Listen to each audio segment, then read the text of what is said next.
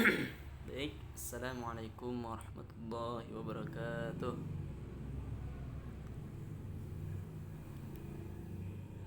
Pagi semuanya, semoga kalian baik-baik saja dan bisa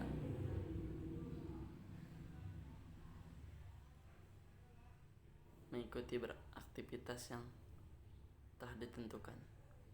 Baik, saya di sini Rizky Haji Panuntun ingin menjelaskan tentang mekanisme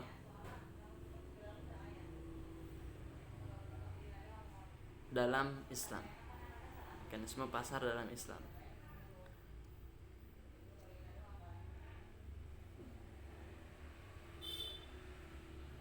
Mekanisme pasar dalam Islam. Yang pertama, pengertian pasar dan mekanisme Islam. Dalam Kamus Besar Bahasa Indonesia disebutkan bahwa pasar adalah tempat orang yang berjual beli, sedangkan menurut istilah, pasar adalah sebuah mekanisme pertukaran barang dan jasa yang alamiah dan telah berlangsung sejak peradaban awal manusia.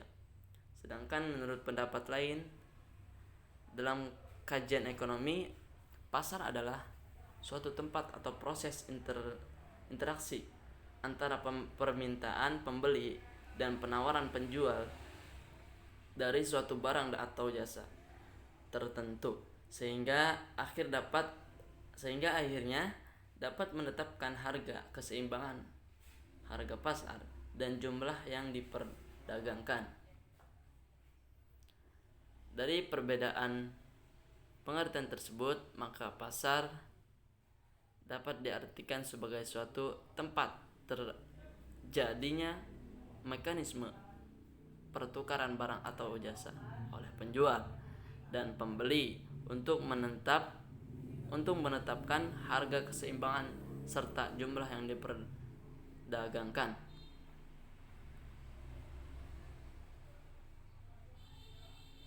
Yang kedua, pasar pada masa Rasulullah. Pasar memegang peranan penting dalam perekonomian masyarakat muslim pada masa Rasulullah SAW dan Khulafaur Rasyidin, bahwa Muhammad SAW sendiri pada awalnya adalah seorang pembisnis. Demikian pula Khulafaur Rasyidin dan kebanyakan sahabat lainnya. Pada usia 7 tahun, Muhammad diajak oleh pamannya Abu Talib berdagang ke negara Syam. Kemudian, sejalan dengan usianya yang semakin dewasa, Muhammad semakin giat berdagang, baik dengan mudah sendiri ataupun bermitra dengan orang lain. Baik dengan modal sendiri ataupun bermitra dengan orang lain. Dan setelah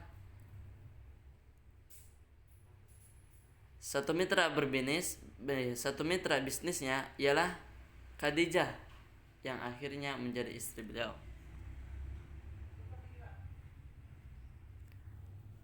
Muhammad adalah seorang pedagang profesional dan selalu menjunjung tinggi kejujurannya sehingga dia diberi julukan Al-Amin, yang terpercaya. Setelah menjadi Rasul, Muhammad tidak lagi menjadi pembisnis secara aktif karena situasi dan kondisi perkembangan Islam di Makkah yang tidak memungkinkan, sehingga perjuangan dakwah menjadi prioritas beliau. Maka tidak ada alasan untuk tidak menghargai pasar. Konsep Islam menegaskan bahwa pasar harus berdiri di atas prinsip persaingan bebas, perfect competition. Namun demikian bukan berarti kebebasan tersebut berlaku mutlak. Akan tetap kebebasan yang dibungkus oleh frame syariah dalam Islam transaksi terjadi secara sukarela antara dim minkum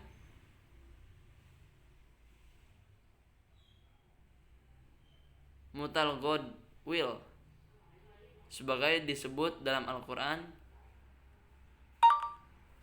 surat An-Nisa ayat 296 yang artinya, hai orang-orang yang beriman, janganlah kamu saling memakan harta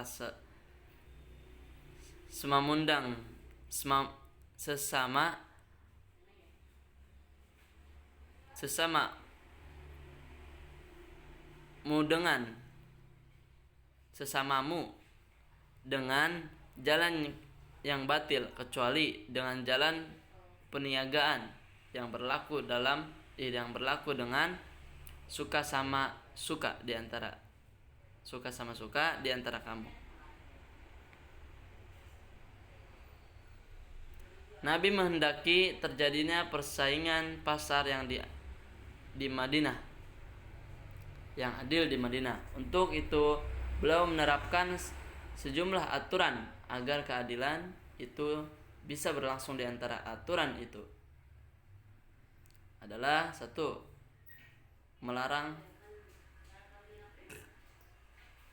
talaki rukban, yakni menyongsong khalifah di luar kota. Dengan demikian pedagang dapat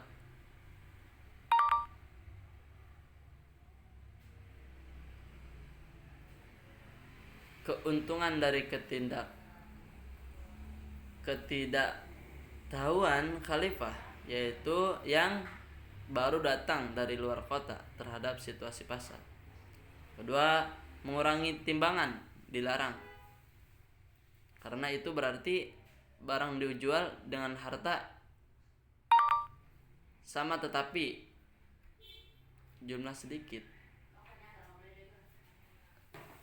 Yang ketiga, menyembunyikan catatan barang di dalam catatan barang dilarang, menyembunyikan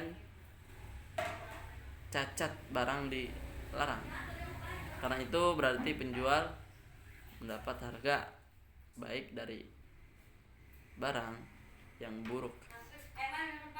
4. Dan sejumlah larangan lain agar terciptanya pasar yang adil di lapangan. Di masa Rasulullah, kepemilikan pribadi diakui.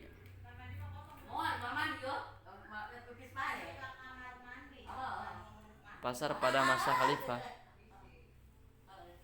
Kebijakan ekonomi di masa Khalifah Ar-Rasyidin secara prinsip sungguhnya meneruskan kebijakan yang dilaksanakan Rasulullah SAW.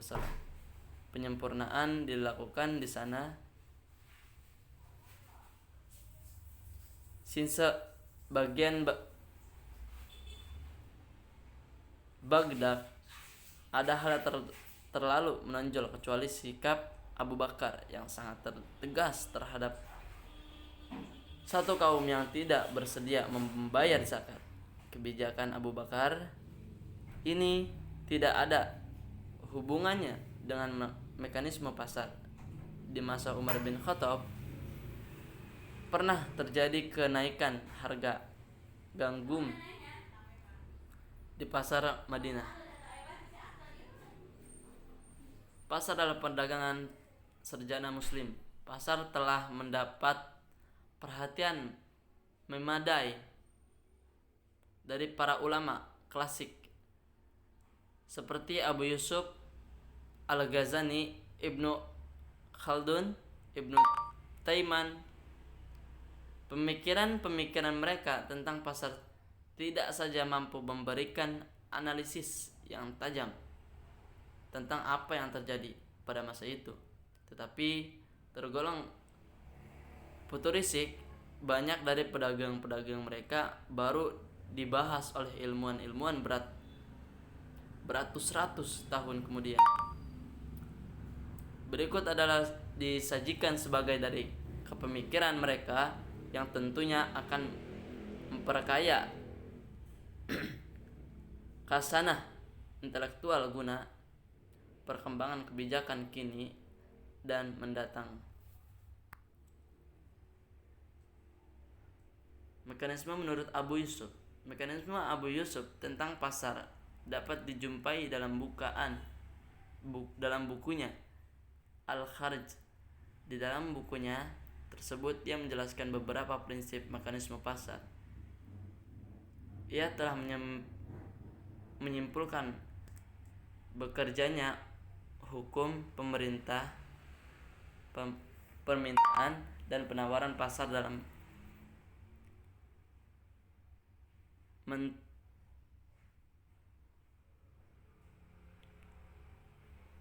menentukan tingkat harga. Meskipun kata permintaan dan penawaran ini tidak ia katakan secara eksplisit, masyarakat luas pada saat itu memahami bahwa harga suatu barang hanya ditentukan oleh jumlah penawarannya saja. Dengan kata lain, bila hanya tersedia sedikit barang, maka harga akan murah.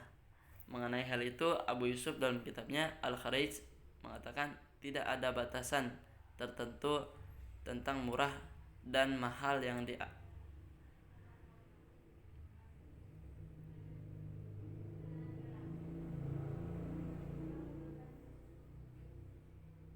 dipastikan. Sekian, mungkin hanya ini yang dapat saya sampaikan. Apabila ada yang kurang jelas, mohon ditanyakan. Sekian, wassalamualaikum warahmatullahi wabarakatuh.